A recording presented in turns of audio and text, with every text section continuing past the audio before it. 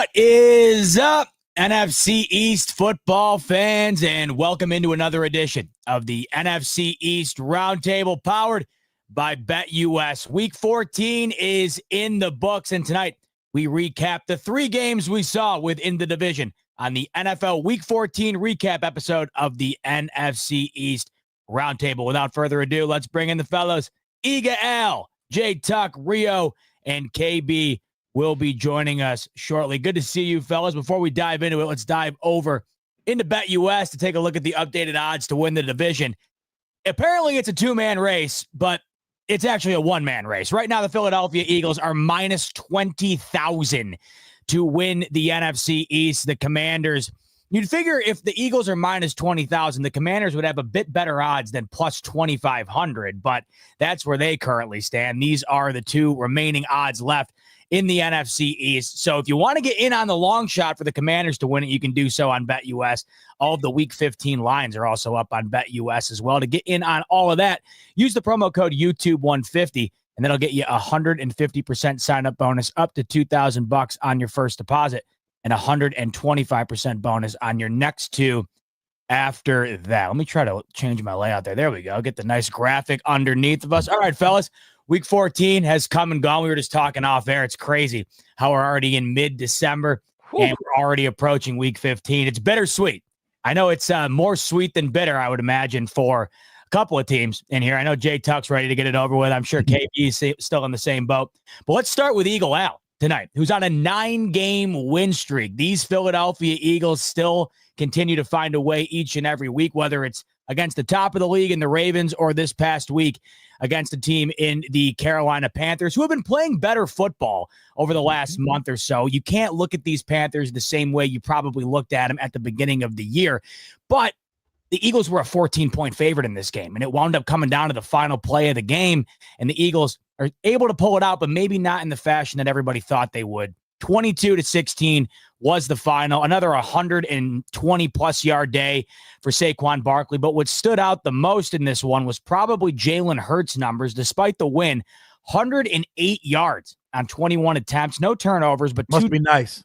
I know. Not bad. Not bad putting up enough to win when your quarterback barely cracks 100 yards. But that's been a major storyline this past week coming out of Philadelphia, talking about the relationship between Jalen Hurts and A.J. Brown. A.J. Brown wants the ball more. A lot going on in Philly. So, Rio, I'll start with you. 9-game win streak.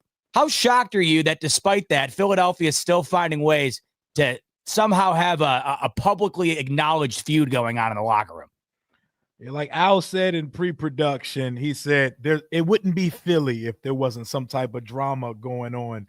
And it's hilarious to me because I'm hoping Philly crashes out and that locker room keeps dividing, similar to how last year played out. That's what we can hope at this point. But they're finding ways to win game. I know my main takeaway is that country bumpkin, Xavier Legette, ruined Christmas. He ruined Christmas for everybody because everybody watching, whether you're a Washington fan or who you're a fan of, we all wanted to see what the crash out would be like if Philly lost to Carolina. And they were a diving touchdown catch away from doing so. But like I said it last week, as much as anyone wants to take away from Philadelphia, championship caliber football teams find a way to win. They find a way, even in the ugliest days versus the ugliest opponents, they find ways to keep winning. And 9 win. They came off the bye a week where people were talking about firing Nick Sirianni. Nick Sirianni's out here ready to scrap with Eagles fans. They haven't lost since. So we can try to, Jalen Hurts only threw for 100 yards and all they got is Saquon. We can do that all we want to, but the fact of the matter is still these boys are hot. They have not lost a game in over 2 months, and they're currently a game back from the number 1 seed in the conference. Saquon has continued on his MVP campaign, even though they're not going to give it to a non-quarterback. But as much as I want to hate on it, I love the chatter coming out of Philly. I love that A.J. Brown can't stand Jalen Hurts anymore. And I love that Brandon Graham, being the veteran he is, he tried to come clean it up and poured more oil on the fire. He stoked the fire even more. All they had to do was isolate that one sentence. They used to be better. They aren't anymore. Nothing else he said matter. I hope it keeps getting more toxic in Philadelphia. Rio, you said you were looking forward to the potential crash out of the Eagles. Dor Gunner is right with you. He said he's got his popcorn ready for the Eagles crash out tour. It would have been a crash out tour if Leggett were to have caught that ball, not maybe for Eagle Al or the Eagles in general, but for that guy who had $3 million on the Eagles money line in that game. That was a huge story coming down to the wire in that one. I can only imagine the sweat going on, waiting to see if Leggett came down with that ball or not. But the Eagles do end up getting it done. And like you said, Rio, it doesn't feel, it's funny because the season has gone quick, and I think this is why it doesn't feel all that long ago, that the Nick Sirianni talks were being had. And as you mentioned, they have not lost. And even though Hurts hasn't been as great as maybe you'd want him to be, the Saquon addition has taken this team over the top. He might not win the MVP. As you mentioned, it is a quarterback award, but he is the overwhelming favorite right now to win the offensive player of the year. Jay Tuck, what do you make of these Eagles right now after what you saw against Carolina? Well, I'll say this, Eagles Nation, be careful what you ask for, right? Because going back in early in the season, what was every Eagles fan asking for? Run the ball, use Saquon, give Saquon the ball more, right? Run the damn football. And it started working. But what is happening right now is A.J. Brown, who got paid, is wanting to be more active in the pass game. You mentioned they're able to win a game with only Jalen Hurts throwing for 100 yards or so. Kellen Moore, you ain't got to tell him twice to air that thing out. And if you really want the Eagles crash out tour to begin, all you want to do is see them starting to put the ball in Jalen Hurts' hands and force him to toss that ball around in the air. And that's how the crash out to begin. But I don't think they're going to do it. I think they're going to stick to what's working right now. A.J. Brown's got to realize, hey, look at me. I'm the captain now. I'm the captain. This is Saquon's team now. This team runs and goes through Saquon Barkley and this defense in Philadelphia. But yeah, Xavier Leggett, man, he let the whole country down, man. Maybe he was too full of raccoons or whatever he's been eating out there. He's been talking about. But yeah, man, he had to win. You know, I feel like the Eagles really lost that game, so it's kind of good to see Bryce Young kind of find his stride after what he went through in the Carolina Panthers, who we'll talk about here soon. You know, they're starting to play well as a young team. But overall, I just think once again the talent of the Eagles prevailed. Their defense is playing well. Quinyon Mitchell and some of those other guys are out there leading the charge. But Saquon Barkley is just on a mission right now. So if you want to try to get to a championship level, if you're an Eagles fan, you have to mute A.J. Brown, bro. You're going to just go over there, do your thing. When the ball comes to you, it comes to you. But this offense should run through Saquon Barkley, not through Jalen Hurts and A.J. Brown anymore. That's a great point you bring up, and it's the question I wanted to pose to Al, because as a fan, right, you're watching 9 straight W's. Is it frustrating for you to be on the streak that they're on?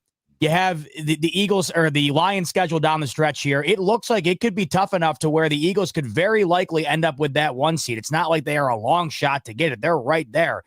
Yet this is going on. You have the offensive player of the year in the backfield. He's absolutely dominating.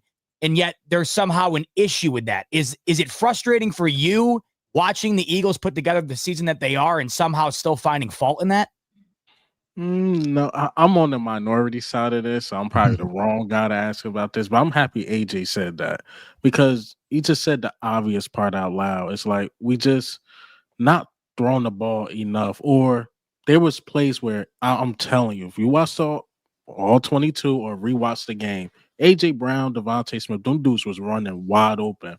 And this is the first time I've seen like Jalen Hurts look scared to turn the ball over, because he did not want to lose the game. He really played not to lose. And sometimes when you play like that, you lose. And AJ Brown was frustrated. And AJ Brown even said in his presser yesterday, it was like, well, Saquon Barkley is MVP. The offense looked good. The offensive line looked good. But to be honest, the passing game just needed a little work. So he was saying like the passing attack in general. But to me, in my opinion, if I had to put him on a lie detector test, I think he was lying. I think he went at Jalen Hurts like, look, we running open. Yeah, we running open. Please just give us the ball, because we know Saquon is MVP. So when we have our opportunities, we want to maximize it when we running wide open. So as a fan, I was cool with it, because I'm like I told y'all in the pre-recording or whatever, like this Eagles football, it's gonna be a little drama.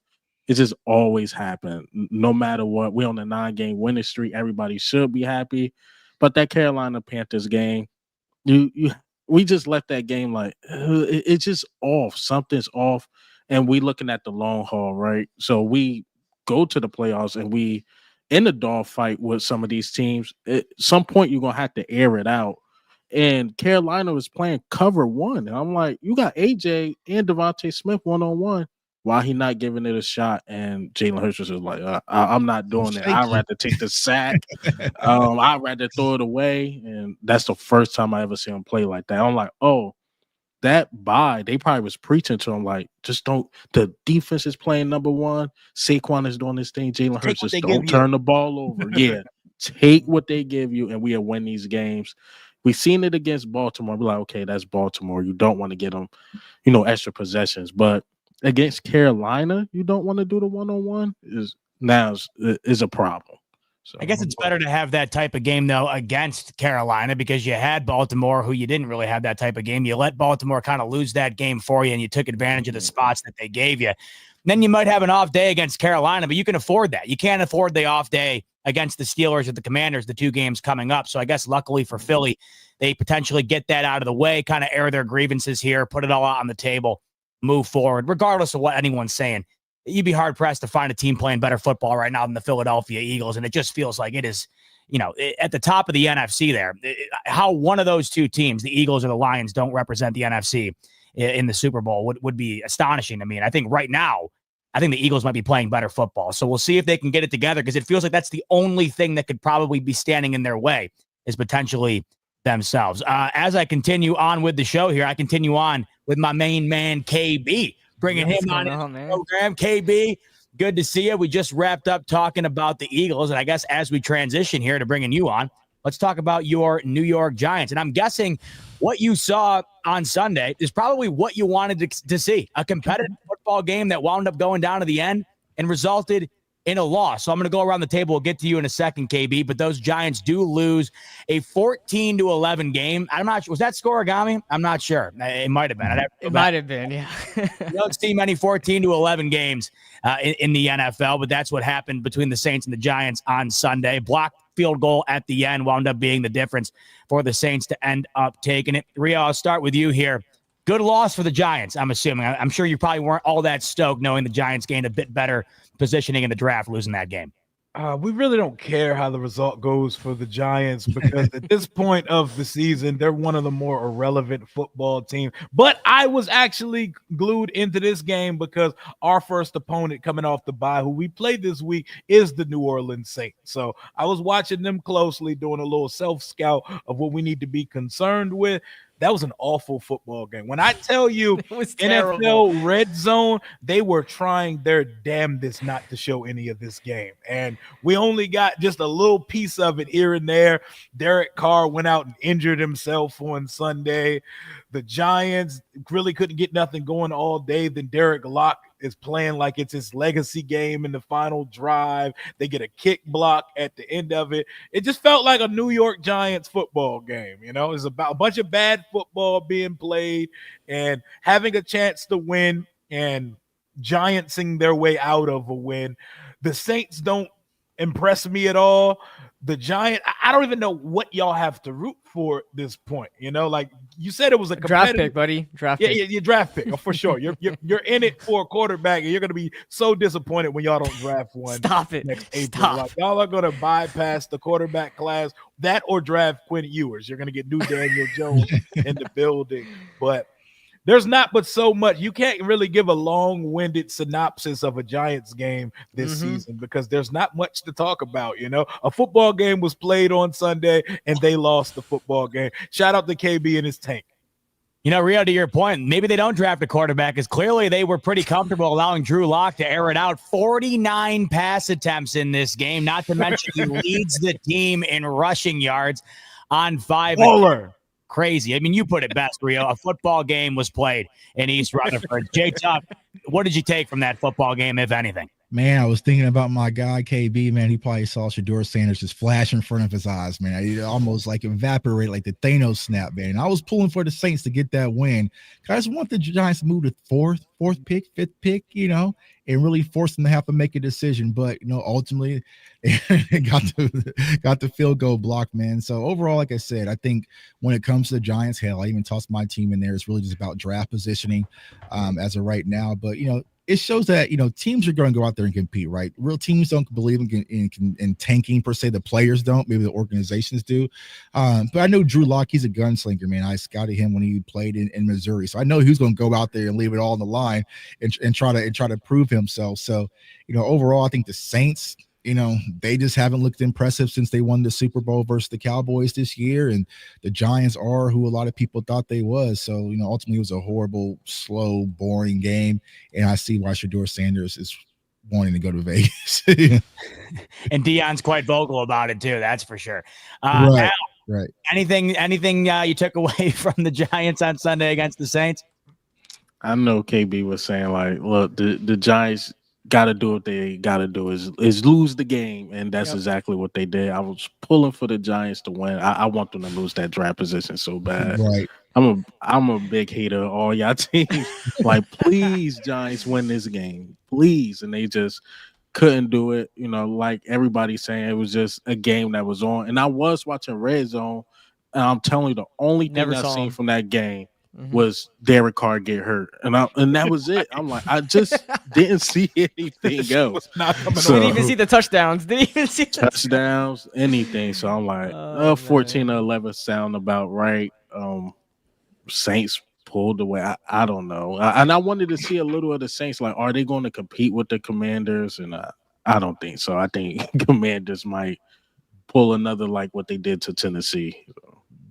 Well, KB, that was probably the most winnable game maybe left on the schedule. So you got to chalk that up as a good loss, especially knowing you're going into a game against the Baltimore Ravens where the Giants are nearly 17-point underdogs this upcoming week at home. I've never seen anything quite like it. But let's face it, KB, when we're at the point of the year where we're at right now with these Giants, that's a loss that you like to see. So what was your takeaway down to the wire there on that field goal? Were you stoked to see it get blocked and come out of there with the loss? Oh man, I was kind of sitting pretty right. At halftime, I believe it was around 7-3. Then it went to like 14-3 at some point, and then I was like, okay, the Giants may find a way to lose this game handedly. Like, I don't have to worry about it at the end. Then the Giants score a touchdown, and now I'm like, oh, damn. And we get the 2-point conversion on top of that, where Malik Neighbors just catches a fly ball, and I'm like, oh my God, are we gonna win this football game right now? And thank God, the football gods looked down upon us and favored us and favored that draft pick and said, you know what, Giants, we'll throw you a bone. Field goal block, and it's crazy how like the roles are reversing. You guys are probably rooting for the Giants to win, and I'm rooting for the Giants to lose. That is the state of the Giants right now. And I don't know if you guys saw the airplane that flew above MetLife. That was fun to see as well. I'm rooting for it all. I'm rooting for the downfall of the Giants right now, because when you hit rock bottom, the only place you can go is up. And I was happy about it. And like who said it? I don't know who said it. I don't know if it was Rio that said it, that there's no point of talking about a Giants game in a long-winded, form, because there's nothing to talk about. I don't even know how you sit through it. Listen, I have Red Zone and the Giants game on at the same time, and I'm watching more Red Zone. I'll be honest with you. So that's how I noticed the Giants weren't even on Red Zone most of the time. But yeah, that's where the Giants are right now. And yeah, I found myself in these recap videos the past 3 or 4 weeks, not even talking about the game, more so just talking about the implications of losing the game and where we're at as far as draft position goes. And yeah, I'm completely, checked out of this season. The Giants are as well. If you guys don't realize by now, I hope everybody watching, the audience, everybody at home, the Giants are definitely tanking, and they are the best tankers I've ever seen in my life because they find a way to keep it close to make you think that they're not, but they definitely are. If you watch these games, they shut down Dexter Lawrence for having like a little bit of an elbow injury. Like they're shutting down everybody. Everybody. There been some rumblings about your boy Dexter Lawrence. yeah, I heard that as well. I heard that as well. But they're shutting down everybody. If you look at our injury report, it's almost the entire roster. They're gonna shut down everybody and just let all the backups play because it's gonna, give them a better chance of losing these games. And if you guys don't know it by now, the Giants are tanking, and they're finally good at doing something. So go ahead and get me Cam Ward and call it a day. Shedeur ain't coming to New York. Dion already made that known. He ain't coming to New York. I bet you got your PhD in strength of schedule right now.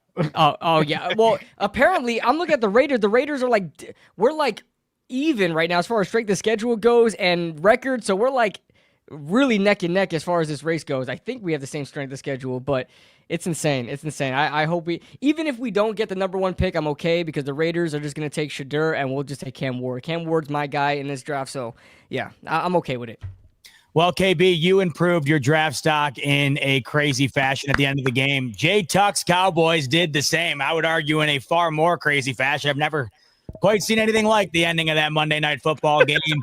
The showdown in Springfield, the Simpsons Bowl on Monday night, the Cowboys versus the Bengals.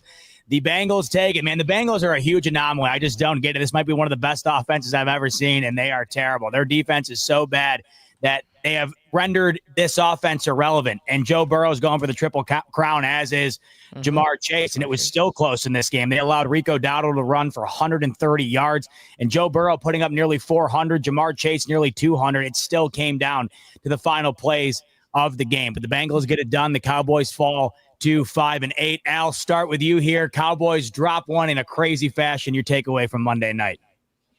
I mean, I thought the Bengals was going to lose.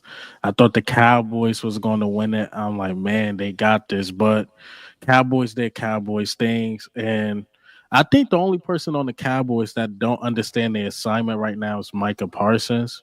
Like, they trying to lose games. He look upset on the sideline. I think the whole organization is like, this is what we're trying to do. The punt, it was just crazy.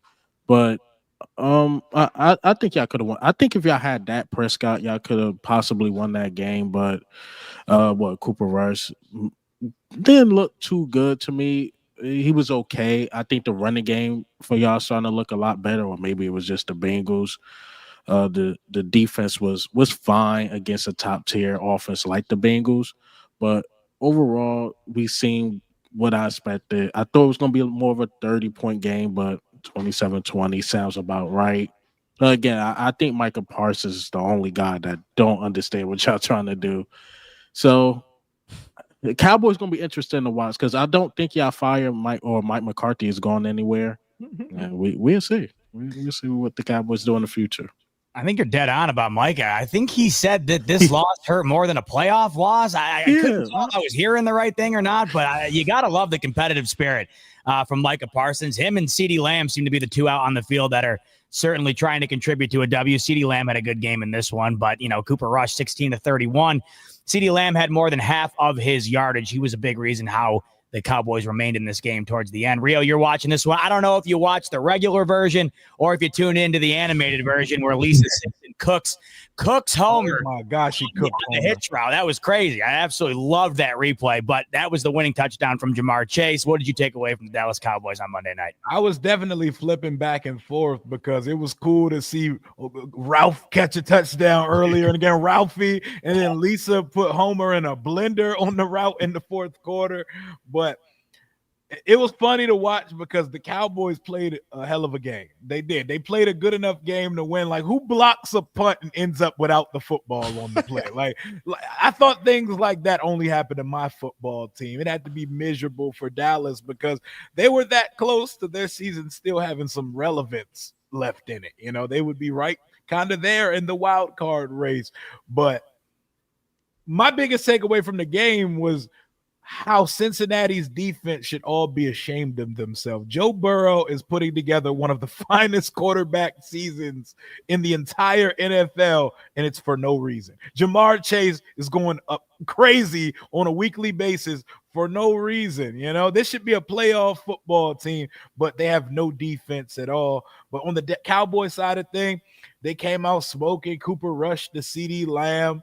You know, Tuck wasn't entertained by any of it. You know, he's just trying to get to the end of the season so he can start dropping these draft videos. I already have. Yeah. You know, Micah Parsons goes out, don't record a stat, but he's the first one off the field. He walked off the sideline like Vince McMahon, and he was not having a good time. He had the Vince walk all the way to the sideline. But this game just felt like the epitome of Dallas's season, man. Even when things are going right, they're not right enough to be relevant, but they keep you entertained for long enough to think things are turning around. You know, that was a heartbreaking way. Blocking a punt and not recover it in the way that they did. The guy recovered it, then didn't recover it, and then the Bengals he just went like this, and it was their hearts around. Yeah, it was pretty hilarious to watch. I'm not gonna lie, and the Simpsons aspect of it was entertaining. Poor Tuck and company, man. To your point about Cincy, 5 games this year where they've scored 27 points and they've lost, one of them in which was to your Commanders, Rio. It is a crazy season we're watching unfold from the Bengals, and I think Joe Burrow very well could have been the MVP if they just had a playoff type record, but that's how bad this defense is. Easy. Yeah. KB, what'd you think about what you saw from Dallas on Monday night? Yeah, well, first off, with Cincinnati, to your point, Zeba, I think, Jamar Chase would definitely be getting a lot more attention right now, and Joe Burrow would be in MVP conversations right now because they're playing some good ball together, and Cincinnati just, they found a way to win this game, but as you guys mentioned before, they almost lost to Cooper Rush, so I didn't watch the game, but I just checked while you guys were talking. I just checked out the highlights and stuff like that. Golly, that punt was insane. But J-Tuck, you look mad about it. You should be happy. Are you not happy about it? No, I'm cool, man. Cool about it? No, I'll tell you why. I'm tell you why I'm upset about it, but here in a second. Yeah, we'll get. I thought you put something pretty interesting on Twitter when it came to Micah Parsons. You know. Of course, like the Cowboys, we don't really know what's going on with them. Maybe they are trying to tank, but I'll tell you what, having a guy with the attitude of Micah Parsons is something a lot of teams need, especially a lot of teams with that need established winning cultures. So, Micah Parsons just wants to win. He wants to go out there and win, and he's on the wrong team to do that right now. But when it comes to the Cowboys and Bengals, nothing much to say. The Bengals found a way to squeak out a win. I don't know as far as their playoff dreams, if that's still alive, and the Cowboys are pretty much out of it too. They're fighting for draft picks, so. Not much to say there, but shout out to Rico Dowdle, getting his third straight 100-yard game. It was I think the Giants gave him that, right? The first 100-yard game, and he hasn't stopped since. So, the Giants are working wonders for everybody.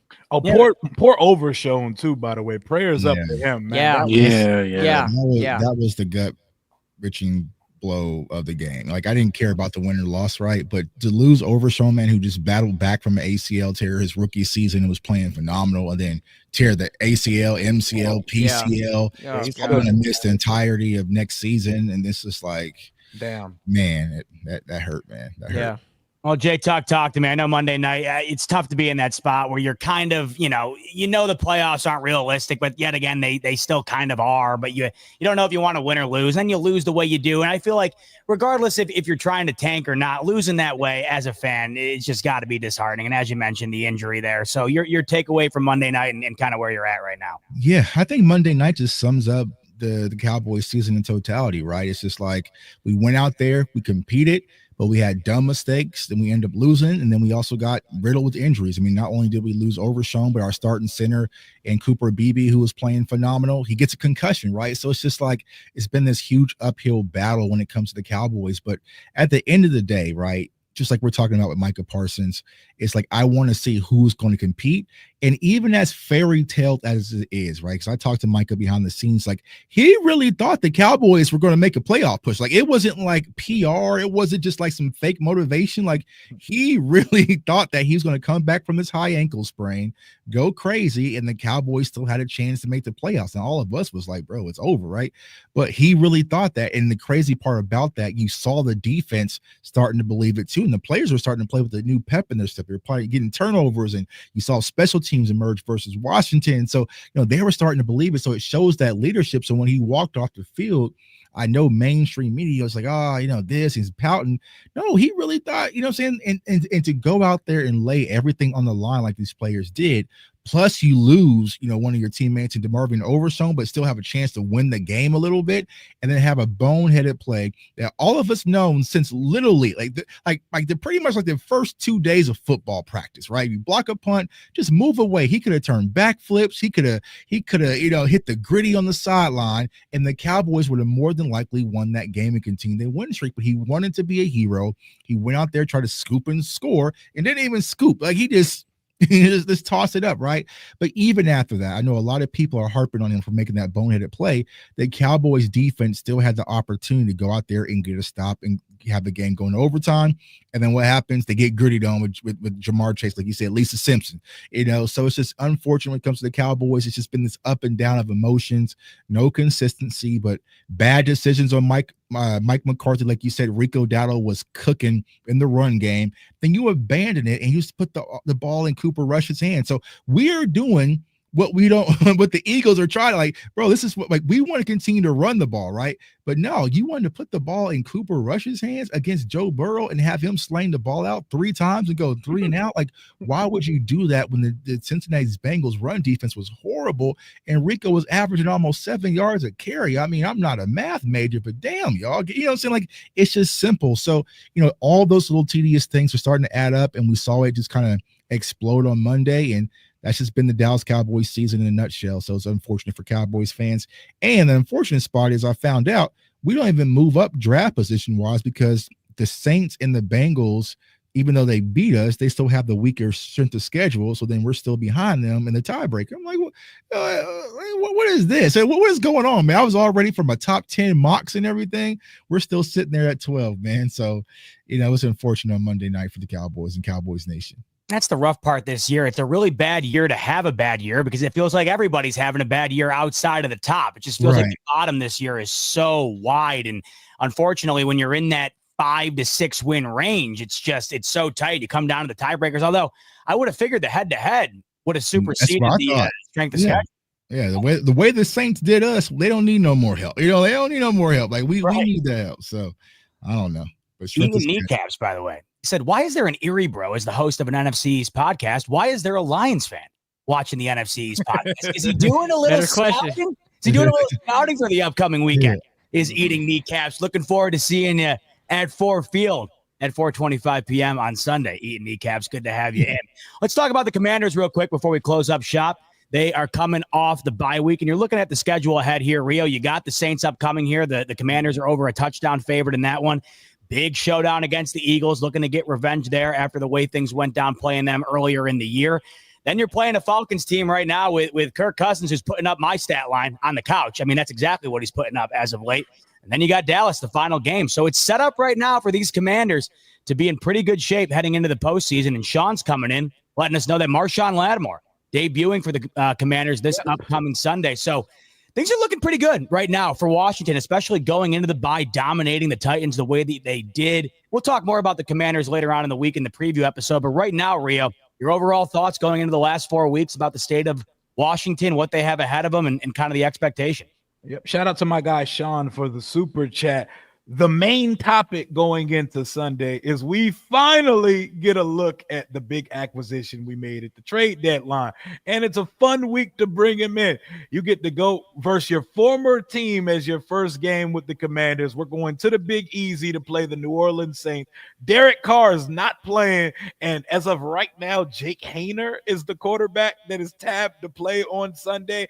Outside of a divisional letdown versus Tuck's Cowboys, we beat the dog shit out of bad football teams. Even though I know the Saints technically have something to play for this weekend. They're 2 games out of the NFC South lead with the Tampa Bay Buccaneers. This is a bad football team. Over the bye week, I got to sit back and look at the lay of the land. Like, even the best teams in the conference, it's like, if we just take care of business and our offense gets back to offensing like they were for the majority of this season so far, we have a fair shake versus anybody in the NFC.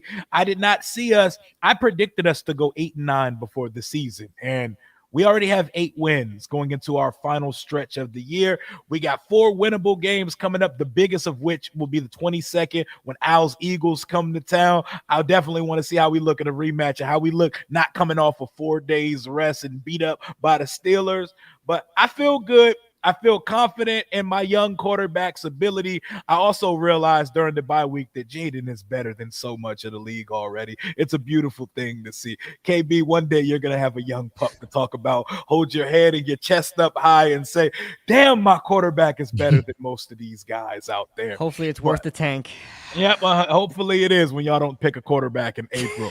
But Travis Hunter. Oh. Finally, we added a new addition to the wide receiver room. We lost Noah Brown for the season. Every single person, including Tuck and company, that said, don't get your hopes up with Noah Brown. He will hit the injury report at some point. And he's been there the whole year, but he got a bad injury. I believe it's somewhere kidney or liver type situation. He's done for the year. We picked up KJ Osborne off waivers after the Patriots let him go. He got some pretty decent production when he was with the Minnesota Vikings. He's done absolutely nothing with the Patriots this year, but I think you're replacing Noah Brown with Noah Brown, who could catch more touchdowns. So I'm excited to see what my boys are going to do to start this 4-week push into the playoffs. We're in sole possession of the 7th seed right now. Just get a ticket in, man. I just need a Willy Wonka golden ticket to the dance, and we're going to see what happens once we get there. But it feels like we're on a collision course into a 3rd matchup with Al's Philadelphia Eagles in that first round, unless something changes. Rio, it's hard to imagine they don't get to 10 wins, having already 8, like you mentioned, and the 4 games they have remaining. I was just curious, when is the last time Washington had double-digit wins? Like, would this be monumental? I just can't remember off the top of my head. 2012. You're kidding me. Has it really been that long? 12 years ago, the year of RG3, Robert Griffin III. We were 10-6, and we did so in a fashion where we weren't good the whole year. We were 3-6 and won 7 in a row that year. That was the last. Want to hear a crazier stat, Z-Bot? Yeah. Coming off a bye week on the road, Washington has not won a game since 2002. Wow. Wow. So a lot of history is being rewritten over the next 4 weeks here. 22 years since we've won the away game coming out of a bye. My God. Well, luckily for you, you're set up to do so this upcoming week over a touchdown favorite. Derek Carr not going to play more than likely. You got Taysom Hill out for the year. So if they can't snap that streak this upcoming weekend, Rio, then I don't know if they ever will. This is the perfect. We're throwing away the word playoffs if we lose. That's tradition at that point. It's tradition now. I mean, that's not just a streak. That's tradition. Right. Don't look ahead, man. I think we might have did that to ourselves and almost lost. So don't be like, oh, we gotta get them Eagles. Let's get the Saints out of here. You could slip and lose. Yeah. No doubt. But like you said, Rio, that'd be a tough pill to swallow thinking about the playoffs if you do wind up losing that one. But coming off the bye, you got to think these guys will be locked in more so than they've been since 2002 with the team that the Commanders currently have. All right, that's going to do it for us here on the Week 14 recap episode of the NFC East Roundtable. On your way out the door, like button if you could, subscribe button if you could. That way we can notify you of our upcoming Week 15 preview episode later this week and all upcoming episodes of the NFC East Roundtable. Also on your way out the door, YouTube 150 is the promo code on BetUS. That'll get you a 150% sign-up bonus up to $2,000 on your first deposit and 125% bonus on your next 2 after that. For Al, J, Tuck, KB, and Rio, I'm your host, Z-Bot. Thanks so much for tuning into the NFC East Roundtable, and we'll see you on the next one.